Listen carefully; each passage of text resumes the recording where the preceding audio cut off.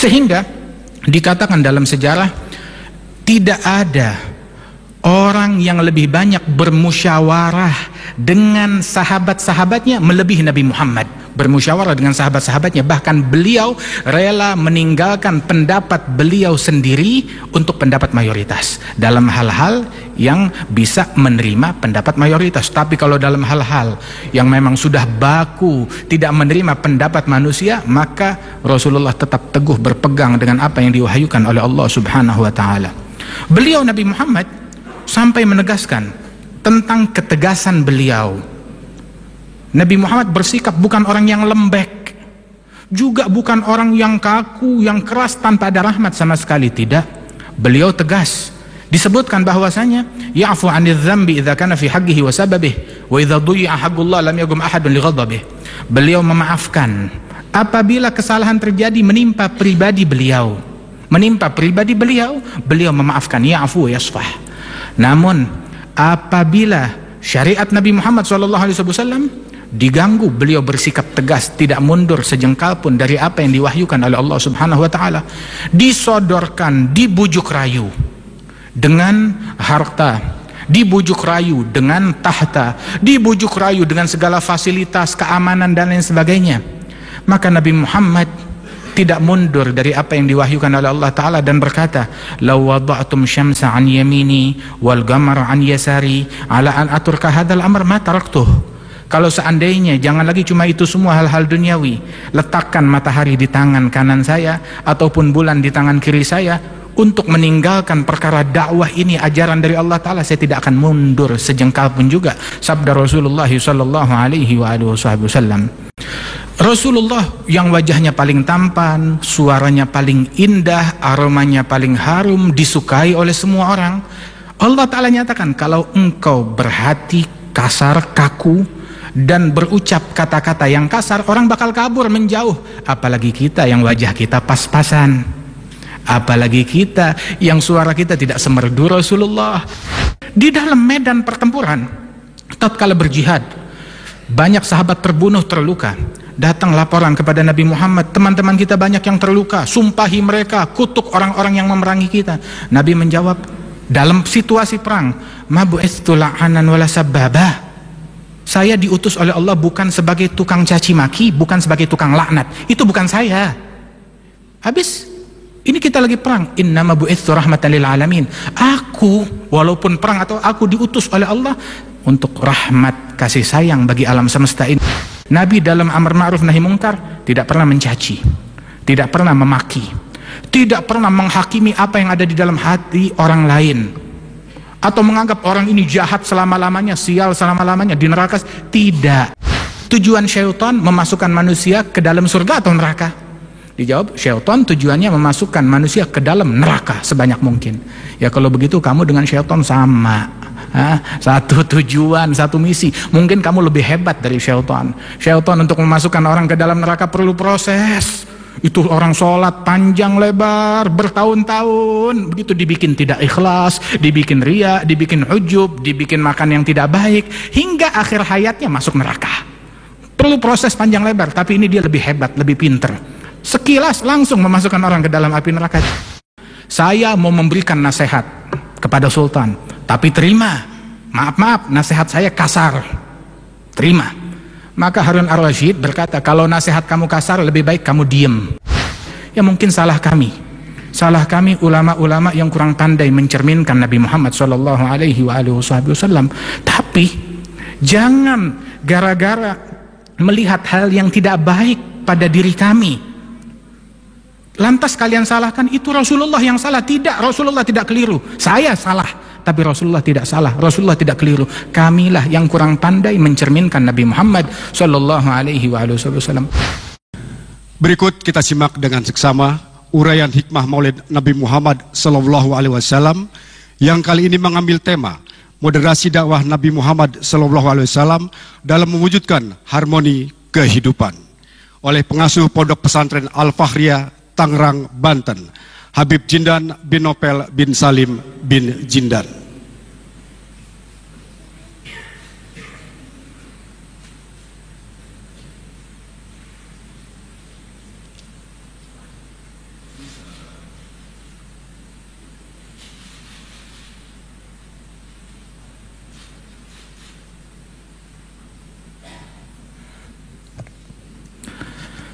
Assalamualaikum warahmatullahi wabarakatuh. Alhamdulillah, wassalatu wassalamu ala sayyidina Rasulillah, Sayyidina Muhammad bin Abdullah wa ala alihi wa sahbihi wa mawalah, amma ba'du. Kita bersyukur kepada Allah Subhanahu wa taala pada malam hari ini, malam 12 Rabiul Awal, malam kelahiran Nabi Muhammad sallallahu alaihi wasallam. Kita berkumpul di tempat ini, Istana Kepresidenan di Bogor.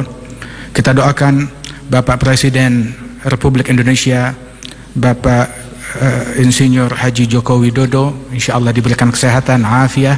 Begitu juga segenap para petinggi negara, lembaga tinggi negara, para menteri, para perwakilan negara-negara asing, para duta besar, dan semua para hadirin, para hadirat, dan adik-adik kita, anak-anak yatim yang hadir tengah-tengah kita di sini. Masya Allah, mereka mendapatkan tempat duduk di depan.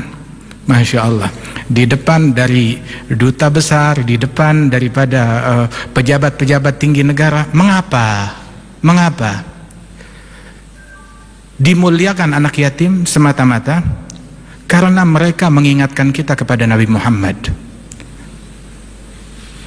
Rasulullah SAW terlahir ke alam dunia ini dalam keadaan yatim.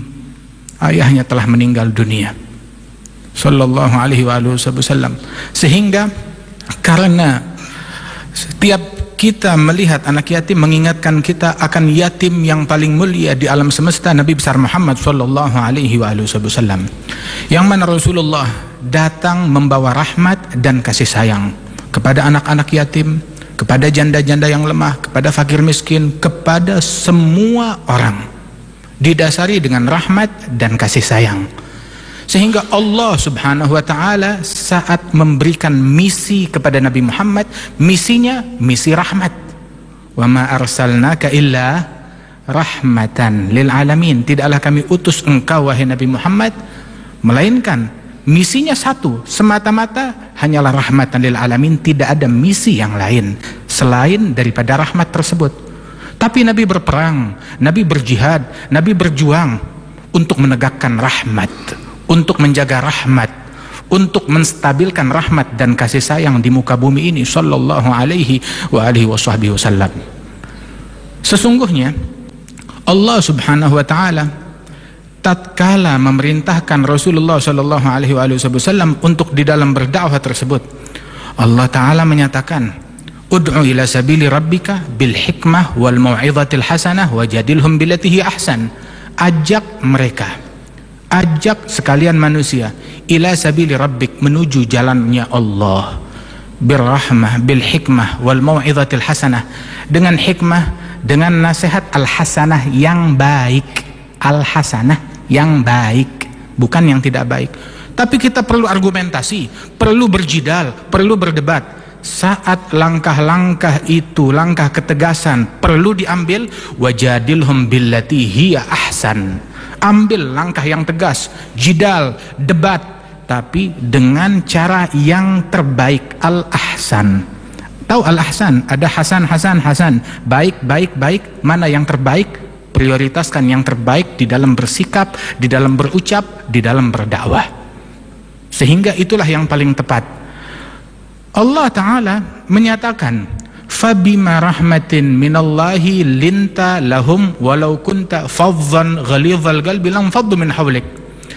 Sesungguhnya dengan rahmat Allah engkau bersikap lemah lembut dan kasih sayang kepada mereka. Andaikan engkau bersikap kasar, kaku, keras, bersikap kasar, kaku, fadhan ghalidhal qalbi, dengan hati yang keras, ucapan kata-kata yang kasar, lan faddu min haulik, mereka akan kabur dari sekelilingmu. Nabi Muhammad orang yang paling tampan, Nabi Muhammad yang suaranya paling indah dan merdu, aromanya paling harum. Sayyidina Ali bin Abi Thalib mengatakan, man ra'ahu badihatan habah wa man khalatahu ma'rifatan ahabbah. Barang siapa yang melihat Rasulullah gentar melihat wibawanya Nabi Muhammad, tapi begitu dia sudah duduk bersama Nabi Muhammad, mendengar, melihat, menatap Nabi Muhammad, langsung jatuh cinta kepada Nabi Muhammad sallallahu alaihi wasallam. Hal ini diakui oleh kawan dan lawan, hingga Mereka pun, bahkan orang-orang non-muslim, saat berkunjung kepada Nabi Muhammad, mereka mengatakan, ma ra'aitu ahadan yuhibbu ahada ka ashabi Muhammadin yuhibbu Muhammada. Saya tidak pernah melihat seseorang cinta kepada orang lain seperti saya melihat sahabat-sahabat Muhammad cinta kepada Muhammad sallallahu alaihi wasallam. Mereka cinta kepada Rasulullah sallallahu alaihi wasallam. Rasulullah yang wajahnya paling tampan, suaranya paling indah, aromanya paling harum, disukai oleh semua orang. Allah Ta'ala nyatakan, kalau engkau berhati kasar, kaku, dan berucap kata-kata yang kasar, orang bakal kabur, menjauh. Apalagi kita yang wajah kita pas-pasan, apalagi kita yang suara kita tidak semerdu Rasulullah, aroma kita tidak seharum sewangi Nabi Muhammad sallallahu alaihi wasallam. Mereka yang menjauh, yang menentang engkau, diajarkan untuk bersikap lemah lembut, menarik mereka. Kemudian diperintahkan fa'fu anhum, maafkan mereka. Masya Allah, berbeda, maafkan mereka. Wastaghfir lahum, mohonkan ampunan Allah untuk mereka. Dan bukan sampai di situ aja, wasyawirhum fil amri, ajak mereka untuk musyawarah di dalam perkara. Sehingga dikatakan dalam sejarah, tidak ada orang yang lebih banyak bermusyawarah dengan sahabat-sahabatnya melebihi Nabi Muhammad. Bermusyawarah dengan sahabat-sahabatnya, bahkan beliau rela meninggalkan pendapat beliau sendiri untuk pendapat mayoritas dalam hal-hal yang bisa menerima pendapat mayoritas. Tapi kalau dalam hal-hal yang memang sudah baku tidak menerima pendapat manusia, maka Rasulullah tetap teguh berpegang dengan apa yang diwahyukan oleh Allah Subhanahu wa taala. Beliau Nabi Muhammad sampai menegaskan tentang ketegasan beliau. Nabi Muhammad bersikap bukan orang yang lembek, juga bukan orang yang kaku, yang keras tanpa ada rahmat sama sekali, tidak. Beliau tegas. Disebutkan bahwasanya ya'fu 'anil dzambi idza kana fi haqqihi wa sababihi wa idza duyi'a haqqullah lam yaqum ahadun li ghadabihi. Beliau memaafkan apabila kesalahan terjadi menimpa pribadi beliau. Beliau memaafkan, ya'fu yasfah. Namun apabila syariat Nabi Muhammad SAW diganggu, beliau bersikap tegas, tidak mundur sejengkal pun dari apa yang diwahyukan oleh Allah Subhanahu wa taala. Disodorkan, dibujuk rayu dengan harta, dibujuk rayu dengan tahta, dibujuk rayu dengan segala fasilitas, keamanan dan lain sebagainya. Maka Nabi Muhammad tidak mundur dari apa yang diwahyukan oleh Allah Ta'ala dan berkata, law wada'tum syamsa an yamini wal qamara an yasari ala an aturka hadzal amr ma taraktuh. Kalau seandainya, jangan lagi cuma itu semua hal-hal duniawi, letakkan matahari di tangan kanan saya ataupun bulan di tangan kiri saya untuk meninggalkan perkara dakwah ini, ajaran dari Allah Ta'ala, saya tidak akan mundur sejengkal pun juga. Sabda Rasulullah sallallahu alaihi wasallam. Dan dengan ketegasan beliau tersebut, beliau melakukan jihad, beliau berjuang, dan jihad beliau pun juga dengan aturan rahmat dan kasih sayang. Dipesankan bahwasanya ketika menghadapi berperang dengan orang-orang yang memerangi Nabi Muhammad SAW dan para sahabatnya, diperintahkan oleh Rasulullah agar tidak mengganggu kaum wanita, dan dipesankan tidak boleh mengganggu orang-orang yang di pasar, dan tidak boleh mengganggu orang-orang yang berada di kota yang tidak ada hubungannya dengan peperangan. Bahkan Rasulullah SAW berpesan, kalau musuh sudah berpaling, sudah jangan dikejar.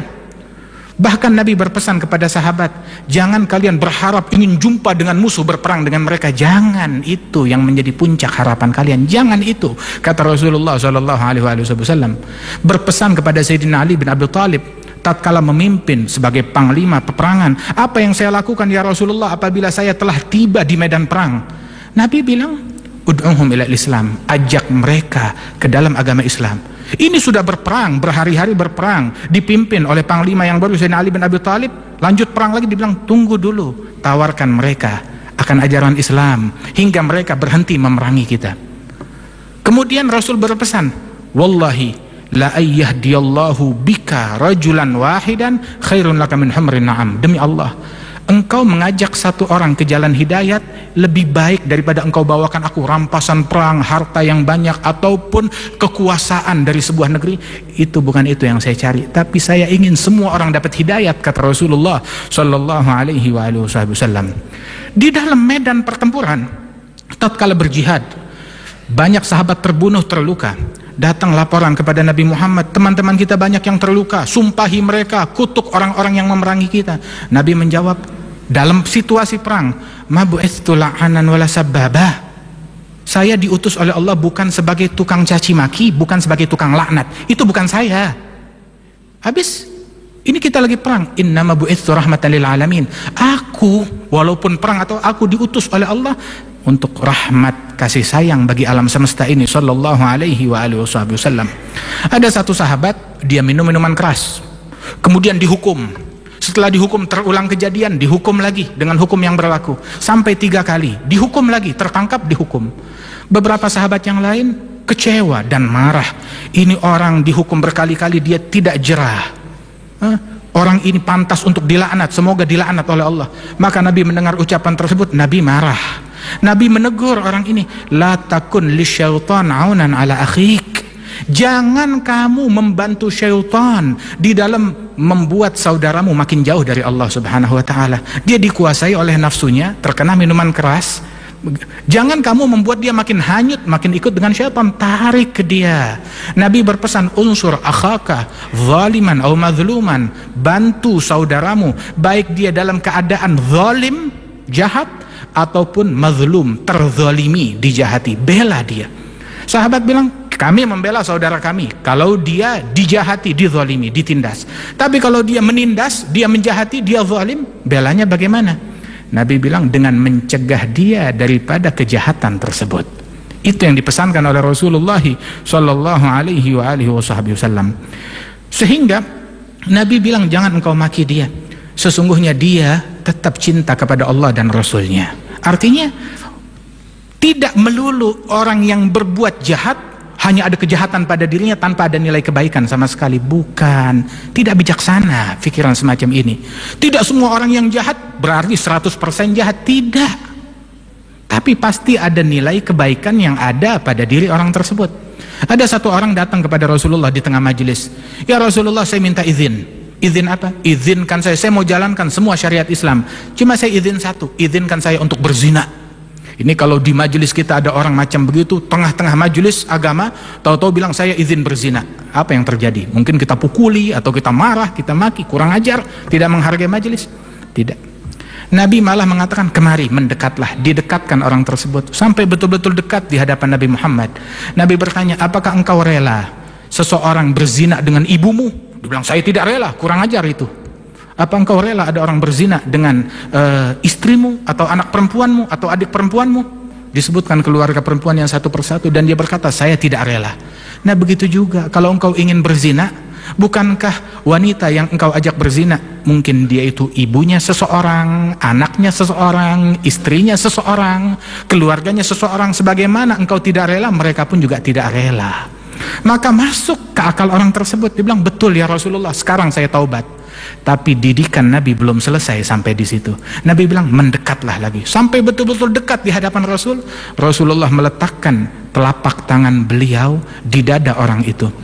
Itu orang berkata, wallahi, demi Allah, tidaklah Nabi Muhammad mengangkat telapak tangannya dari dadaku, melainkan tidak ada kejahatan yang lebih aku benci daripada perbuatan zina. Hilang, luntur kecintaan kepada perzinaan dari dalam hatiku ini, berkat doanya Rasulullah sallallahu alaihi wasallam. Wahakadha Nabi sallallahu alaihi wasallam, waktu ada seorang wanita, dia mengaku, ya Rasulullah, saya berbuat zina, tolong hukum saya. Maka Nabi berkata, kamu hamil, ya tunggu sampai hamilmu selesai. Sudah selesai melahirkan, dia datang kepada Rasulullah, ya Rasulullah, sudah selesai kehamilanku, susui sampai 2 tahun. Sudah selesai menyusui, ya Rasulullah, sekarang tolong dirikan hukum Allah kepadaku. Didirikan hukum Allah. Saat didirikan hukum Allah, ada beberapa orang berkata, orang ini, wanita ini bagaikan seekor anjing yang dihukum. Nabi marah, menegur, tahu apa engkau? Saat ini dia sedang berenang di sungai surganya Allah Subhanahu wa ta'ala. Siapa gerangan yang lebih hebat dari dia yang menyerahkan nyawanya untuk menjalankan aturan dan hukuman dari Allah Subhanahu wa taala. Nabi tetap melarang sahabat untuk mencaci walaupun dia itu orang yang maksiat. Mungkin dia sudah bertaubat kepada Allah Subhanahu wa taala.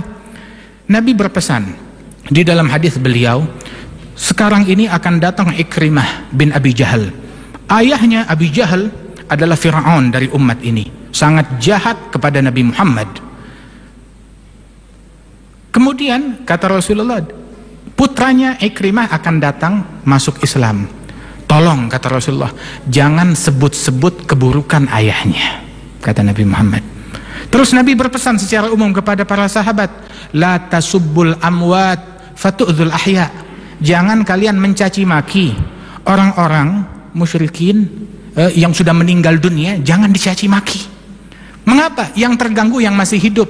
Anak-anak mereka yang masuk Islam, yang masih hidup, mereka terganggu kalau kalian caci maki ayah dan leluhur mereka yang sudah meninggal dunia. Jangan caci maki. Agama Islam tidak dibela dengan makian. Agama Islam tidak dibela dengan cacian. Agama Islam berjaya di bumi Indonesia ini, di semua tempat di seluruh penjuru dunia, dengan rahmat, dengan kasih sayang, dengan kegigihan, dengan kesungguhan di dalam mengemban dakwah dan ajaran Nabi besar Muhammad sallallahu alaihi wasallam. Tapi kita diperintahkan amar ma'ruf nahi mungkar, betul. Amar ma'ruf mengajak, memerintahkan manusia kepada kebaikan dengan cara baik-baik. Nahi mungkar mencegah manusia dari kemungkaran juga dengan cara yang ma'ruf, dengan cara yang baik. Bukan kita amar ma'ruf dengan cara yang mungkar, atau nahi mungkar dengan cara yang mungkar. Jadi dua mungkar sekarang yang perlu dirubah. Tapi kita amar ma'ruf dengan cara yang ma'ruf, nahi mungkar dengan cara yang mungkar. Kita dakwah menjalankan ajaran Nabi. Siapa yang kita contoh? Nabi Muhammad. Qul hadhihi sabili, katakan wahai Muhammad, ini jalanku, ini jalannya Rasulullah, caranya Nabi, metodenya Nabi. Apa jalannya Nabi, kita ikuti. Nabi dalam amar ma'ruf nahi mungkar tidak pernah mencaci, tidak pernah memaki, tidak pernah menghakimi apa yang ada di dalam hati orang lain, atau menganggap orang ini jahat selama-lamanya, sial selama-lamanya di neraka. Tidak, sallallahu alaihi wasallam. Bahkan selama 23 tahun berdakwah, diuji, diteror, ditindas, diganggu, diboikot, diperangi, beliau Nabi Muhammad tidak mengeluarkan kata-kata yang kotor, bahkan tidak pernah menyumpahi kecuali kepada individu-individu tertentu yang disebutkan, yang mana Rasulullah tidak menyumpahi mereka, melainkan sudah terbukti kalau mereka itu min ahlin nar dengan mata pandangan wahyu dari Allah Subhanahu wa taala. Lain daripada itu tidak disumpahi oleh Rasulullah sallallahu alaihi wasallam. Rasul sallallahu alaihi wasallam bahkan mengajarkan di dalam ketegasan beliau, di balik ketegasan juga dengan rahmat dan kasih sayang beliau, Rasulullah berjihad, Rasulullah berperang, Rasulullah gigih berdakwah siang dan malam. Kemudian juga Rasul sallallahu alaihi wasallam juga menunjukkan rahmat dan kasih sayang, keindahan Islam di dalam semua perilaku beliau. Dan beliau sallallahu alaihi wasallam ketika ada tawanan perang, lihat, tawanan perang, mereka beberapa menit yang lalu membunuhi, memerangi kaum muslimin, ada tawanan perang, Nabi pesan apa? Istausu bil asiri khaira. Saya pesan, perlakukanlah tawanan dengan baik-baik. Hingga tawanan perang di kota Madinah, mereka mendapatkan jamuan makanan yang paling istimewa, mendapatkan jamuan makanan yang paling istimewa. Kita membaca ayat di dalam Al-Quran, Allah memuji sekelompok manusia dari ahli baitnya Nabi Muhammad, yut'imuna ta'ama ala hubbihi miskinan wa yatiman wa asira. Orang-orang yang memberikan makanan kepada orang miskin, anak yatim, dan tawanan perang non muslim, dia beri makan. Sayyidina Ibrahim, dia tidak mau makan kecuali bersama tamu. Berjalan 1 kilometer, 2 kilometer, 3 kilometer mencari tamu, ngajak mereka makan. Awalnya dulu ada orang minta dijamu oleh beliau, maka Nabi Ibrahim berkata, baik, saya jamu engkau, tapi dengan syarat ikuti agama saya, masuk Islam. Orang itu berkata, saya tidak mau. Ya sudah. Tidak lama Allah Ta'ala kirimkan wahyu menegur Nabi Ibrahim, wahai Ibrahim, orang ini dia berpuluh-puluh tahun dia kufur terhadap saya, kata Allah. Tapi saya tidak pernah putus rizkinya sehari pun juga. Baru hari ini saya wakilkan rizkinya melalui engkau mengajukan syarat ini dan itu. Maka Nabi Ibrahim mencari orang tersebut, bertaubat kepada Allah, sini ayo jamu ke rumah saya. Bilang, tadi saya minta jamu engkau tidak mau. minta jamuanmu engkau tidak memberikan. Bilang, betul, saya ditegur oleh Allah Ta'ala. Tuhanmu menegur aku, menegur engkau gara-gara aku. Dibilang, iya. Maka sekarang aku ikut kepada ajaranmu, kepada ajaran Allah Jalla Jalaluhu wa Ta'ala Ta'azamatuh. Nah, karenanya itu saudara-saudara sekalian, kita hendaknya tunjukkan ke dunia ini keindahan Islam. Di dalam bidang apapun juga, al-mu'min aina wudi' nafa'. Mu'min dimanapun dia ditempatkan, diposisikan sebagai apapun, manfaat. Mau menjadi presiden, mukmin. Mau menjadi menteri, mukmin. Mau menjadi pejabat, mukmin. Mau menjadi orang di pasar, pedagang, dia mukmin. Sebagai mukmin dimanapun dia memberikan manfaat, manfaat kepada semua, memberi, membantu, menunjukkan keindahan Islam di dalam profesi apapun yang dia miliki. Angkat citra Islam, bukan menjatuhkan citra dan agama Islam ini. Disebutkan bahwasanya Syekh Mutawalli Asy-Sya'rawi yang di Mesir itu, rahimahullah, beliau pernah berdialog dengan salah seorang tokoh yang ekstrim, begitu, yang mana orang ini kalau ada yang tidak sependapat dengan dia atau beda aliran, beda agama, dia ledakkan, dibunuh, diledakkan. Berdialog, berargumentasi. Kemudian Sya'rawi bertanya, saya mau tanya, kamu ketika membunuhi orang-orang yang tidak sejalan dengan engkau, orang-orang yang beda agama dengan engkau, kamu bom mereka, iya. Mereka mati, masuk surga atau neraka? Dijawab, ya masuk neraka. Oh iya. Pertanyaan kedua, tujuan syaitan memasukkan manusia ke dalam surga atau neraka? Dijawab, syaitan tujuannya memasukkan manusia ke dalam neraka sebanyak mungkin. Ya kalau begitu kamu dengan syaitan sama. Satu tujuan, satu misi. Mungkin kamu lebih hebat dari syaitan. Syaitan untuk memasukkan orang ke dalam neraka perlu proses. Itu orang sholat panjang lebar bertahun-tahun, begitu dibikin tidak ikhlas, dibikin riya, dibikin ujub, dibikin makan yang tidak baik, hingga akhir hayatnya masuk neraka. Perlu proses panjang lebar. Tapi ini dia lebih hebat, lebih pinter. Sekilas langsung memasukkan orang ke dalam api neraka, tidak. Nabi Muhammad diutus untuk mengevakuasi manusia sebanyak mungkin dari neraka ke dalam surganya Allah Subhanahu wa Ta'ala. Lemah lembut dalam segala hal. Ada satu orang, ini terakhir, satu orang berkata kepada Khalifah Harun Ar-Rasyid. Khalifah Harun Ar-Rasyid bilang, wahai Harun Ar-Rasyid, wahai Khalifah, wahai Sultan, saya mau memberikan nasihat kepada Sultan, tapi terima, maaf, nasihat saya kasar, terima. Maka Harun Ar-Rasyid berkata, kalau nasihat kamu kasar, lebih baik kamu diem. Loh kenapa? Kamu tidak mau terima? Terus terang, Allah mengutus orang yang lebih baik dari engkau kepada orang pemimpin yang lebih jahat dari saya. Dan Allah berpesan, gula lahu gaulan layyina la'allahu yatadzakkaru aw yakhsha. Katakan kepada orang itu dengan perkataan yang lemah lembut agar dia sadar dan takut kepada Allah. Allah mengutus Nabi Musa lebih baik dari engkau, dan Nabi Harun mengutus kepada Fir'aun yang lebih jahat dari saya, mengaku Tuhan. Terus Allah berpesan, ucapkan kata-kata yang lembut. Apa dosa saya kamu mau berucap kasar kepada saya? Ucapkan perkataan yang lembut, yang santun, sebab kelembutan tidak diletakkan dalam sebuah perkara, melainkan akan menjadi mahkota menghiasi perkara tersebut. Tapi perkara sebagus apapun kalau kasar, tidak baik, tidak ada rahmat di dalamnya, maka tidak akan bisa diterima di dalam hati masyarakat. Mudah-mudahan Allah Ta'ala berikan keberkahan kepada kita sekalian. Ya Allah Ta'ala, jadikan kita peneladan sejati terhadap Nabi Muhammad. Para pemimpin kita insya Allah dapat meneladani Rasulullah. Kemudian juga para ulama kita meneladani Rasulullah. Para bangsa, para masyarakat kita semuanya meneladani Rasulullah Sallallahu Alaihi Wasallam. Keluarga kita semuanya meneladani Nabi Muhammad Sallallahu Alaihi Wasallam. Solusinya satu, solusinya Nabi Muhammad Sallallahu Alaihi Wasallam. Begitu. Kalau kita beranggapan saya nggak ketemu solusi pada diri Nabi Muhammad, ya mungkin salah kami ulama-ulama yang kurang pandai mencerminkan Nabi Muhammad Sallallahu Alaihi Wasallam. Tapi jangan gara-gara melihat hal yang tidak baik pada diri kami, lantas kalian salahkan itu Rasulullah yang salah. Tidak, Rasulullah tidak keliru, saya salah. tapi Rasulullah tidak salah, Rasulullah tidak keliru. Kamilah yang kurang pandai mencerminkan Nabi Muhammad sallallahu alaihi wasallam. Mudah-mudahan kita dapat meneladani Rasulullah sallallahu alaihi wasallam. Insyaallah perkumpulan kita ini perkumpulan yang dirahmati oleh Allah taala. Insyaallah Indonesia makin maju, makin berkah, dan rakyat Indonesia makin diberkati oleh Allah subhanahu wa taala. Para pemimpin kita, pejabat kita dibantu oleh Allah subhanahu wa taala dan senantiasa dibimbing oleh Allah subhanahu wa taala. Amin ya rabbal alamin. Rabbana taqabbal minna innaka antas samiul alim wa tub alaina innaka antat tawwabur rahim. Rabbana atina fid dunya hasanah fil akhirati hasanah wa qina adzabannar. Wa sallallahu ala sayyidina Muhammad wa ala alihi wasallam. Alhamdulillahirabbil alamin. Assalamualaikum warahmatullahi wabarakatuh.